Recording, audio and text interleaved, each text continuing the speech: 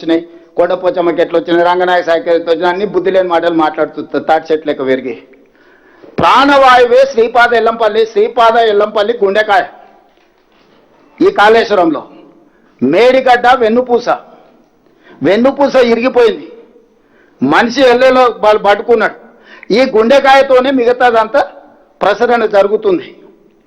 ఈ రకంగా ప్రాజెక్టు ఉంటే ప్రజల్ని తప్పుదోవ పట్టించి ఇప్పుడు మీరు ఎత్తుతారా లేదా, మీరు పోస్తారా లేదా, మేము మిమ్మల్ని బెదిరిస్తాం, మీరు మాకు లొంగు ఉండాలి, 118 మీటర్ల నుంచి ఉండి 126 అంటే 8.5 మీటర్లు ఎత్తు అన్నారంలో కూడా నీళ్లు నిల్వ పెట్టాలి.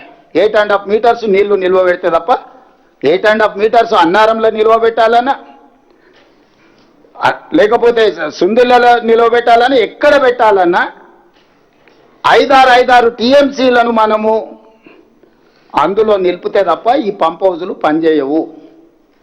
ఇప్పుడు ఆ గేట్లే ముయ్యొద్దని ఎన్డీఎస్ఏ చెప్తే, లేదు మీరు గేట్లు ముయ్యకున్నా సరే నీళ్ళు ఎత్తవచ్చు, మీరు కన్నెపల్లి నుంచి నీళ్ళు ఎత్తుతారా లేరా అంటే, మీడియా మిత్రులారా మీరు చెప్పండి. కన్నెపల్లి దగ్గర ఎత్తడానికే లేదు.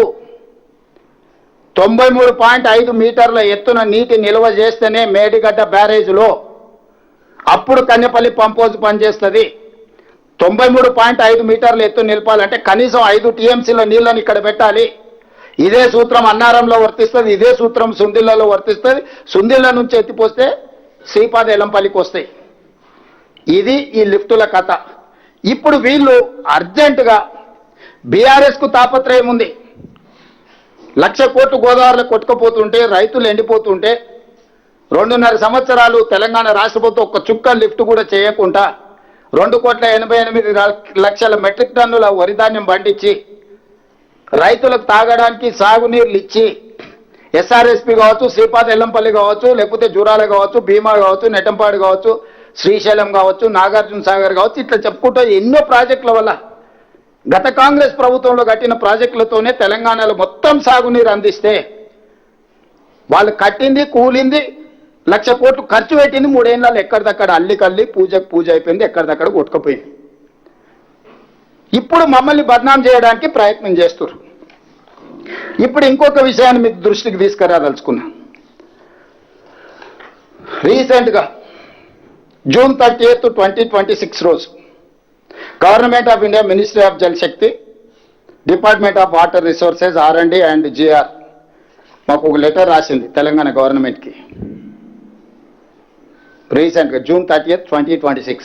ఈ లెటర్ సారాంశం ఏంటి సబ్జెక్ట్ అంటే, constitution of technical oversight committee for rehabilitation measures of Kaleshwaram barrages regarding. దీన్ని రిహాబిలిటేట్ చేయడానికి ఈ కాళేశ్వరం మీద ఉన్న బ్యారేజీలు 3కు సంబంధించి క్లియర్గా ఇన్స్ట్రక్షన్స్ ఇచ్చి ఒక కమిటీని అపాయింట్ చేసి, composition of the committee as follows. Name of the expert member level, member technical ఎన్డీఎస్ఏలో ఉన్న టెక్నికల్ మెంబర్ని చైర్మన్ చేసిండ్రు, డైరెక్టర్